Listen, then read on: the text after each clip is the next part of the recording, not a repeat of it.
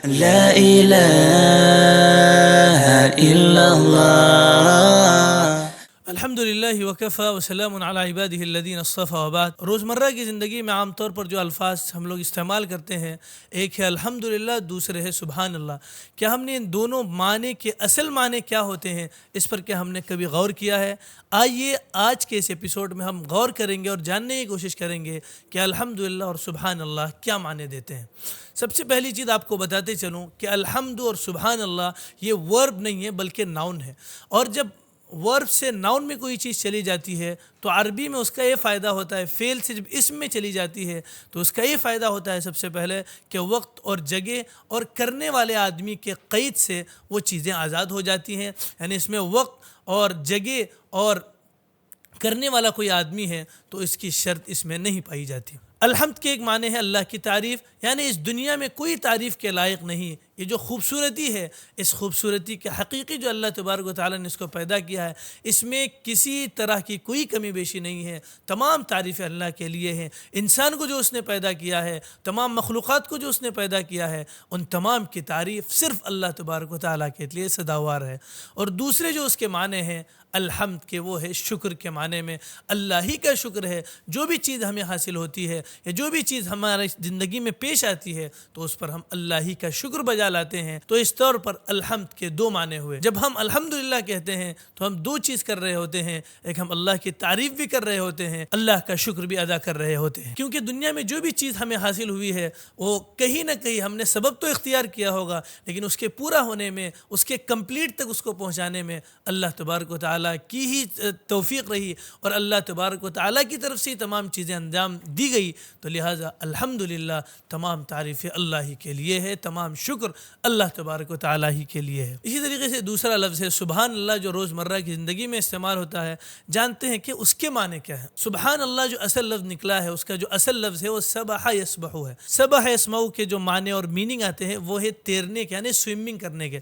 قرآن مجید میں ایک سے زائد بار استعمال ہوا ہے وَكُلٌّ فِي فَلَكٍ يَسْبَحُونَ، اور ہر چیز اپنے اپنے مدار میں تیر رہی ہے. اسی سے اس کا فعل متعدی بنا ہے سبح یسبح، یعنی تیرانا، کسی کو سوئمنگ کرانا یا اس کا جو لیول ہے اس کو برقرار رکھنا. تو تسبیح کے لغوی معنی ہوئے کسی چیز کو اس کی اصلی سطح پر برقرار رکھنا. اللہ تبارک و تعالیٰ کی جو اعلیٰ و عرفہ ذات ہے اسے اس کی ذات پر برقرار رکھا جائے. اس کی جو سطح اللہ تبارک و تعالیٰ کی، ان کو تمام چیزوں سے منزہ کیا جائے، پاک کیا جائے کہ اللہ تبارک و تعالیٰ کی تخلیق میں یہ چیز نہیں آ سکتی، یہ چیزیں نہیں ہو سکتی. قرآن مجید کی اس آیت کو دیکھتے ہوئے اس آیت کا ترجمہ اور ذرا سا سبحان کا جو لفظ کا ترجمہ ہے اور زیادہ وضاحت کے ساتھ سمجھ میں آ سکتا ہے. الذین یذکرون اللہ قیاما وقعودا وعلی جنوبہم.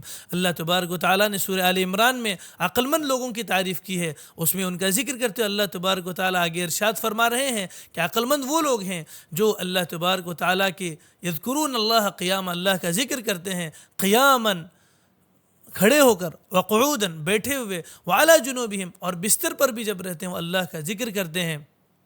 اور پھر وہ کیا کرتے ہیں؟ آسمان کی تخلیق کے بارے میں سوچتے رہتے ہیں.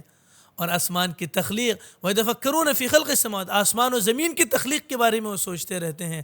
اور جب یہ آسمان و زمین کی تخلیق کے بارے میں سوچتے ہیں تو اس کے بعد وہ کہتے ہیں سبحانک، تیری ذات پاک ہے، تو نے آسمان و زمین کو بنانے میں کسی چیز کی کمی نہیں کی ہے. کسی چیز کو اور ذرا سا وسیع بنانا تھا تو نے تو ذرا چھوٹا بنایا ہے. یہ کوئی چیز نہیں ہے. سبحانک، تیری ذات پاک ہے، تمام چیز سے پاک ہے. تو آدمی اللہ تبارک و سبحان اللہ کے معنی میں یہ آتا ہے کہ اللہ کی جو سطح ہے اس کو اسی سطح پر برقرار رکھنا. یعنی عجز سے، کسی اللہ تبارک و تعالیٰ میں کوئی کمی ہے، کوئی ضعف ہے، اللہ تبارک نعوذ باللہ کوئی بیٹا ہے، ان تمام چیزوں سے، یا اللہ تبارک و تعالیٰ کو کسی نے پیدا کیا ہے، ان تمام چیزوں سے اللہ تبارک و تعالیٰ کی ذات کو پاک رکھنا، یہ اس کے معنی میں آتا ہے. ایک تو تسبیح کے معنی جو شروع میں بیان کیے تیراکی، اور دوسرے ایک ہی لیول، ایک ہی سطح کو برقرار رکھنا. تو تسبیح کے معنی یہی نکلے کہ اللہ تبارک و تعالیٰ کی ذات میں کسی بھی طرح کی کمی کو مستقل اور مسلسل نہ لاتے ہوئے، اور اللہ تبارک و تعالیٰ کا جو تصور ہمارے ذہن میں ہونا چاہیے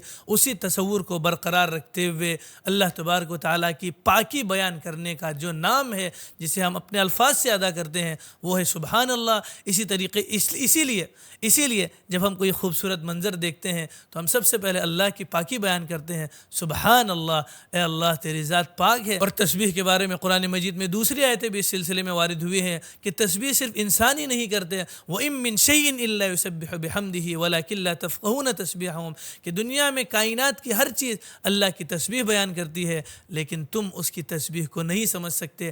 ہر جو جانور ہے، ہر جو جاندار ہے، جانور ہے، اس کی ایک ایک بولی ہے جس سے وہ اپنے آپس میں باتیں کرتے ہیں۔ قرآن مجید میں چونٹی کے واقعے کا ذکر ہے، اس طریقے سے اور بھی واقعات ذکر ہیں، تو لہٰذا ان کی بھی بولیاں رہتی ہیں لیکن انسان ان کی بولیوں کو نہیں سمجھتے، اور وہ اللہ کی پاکی بیان کر رہی ہوتی ہیں لیکن انسان ان کی بولیوں کو نہیں سمجھ پاتا۔ تو یہ الحمدللہ اور سبحان اللہ کے دو معنی تھے، لہٰذا ان دونوں لفظ کو ادا کرتے ہوئے ان کے معنی بھی ہمارے سامنے رہنا نہایت ہی ضروری ہے۔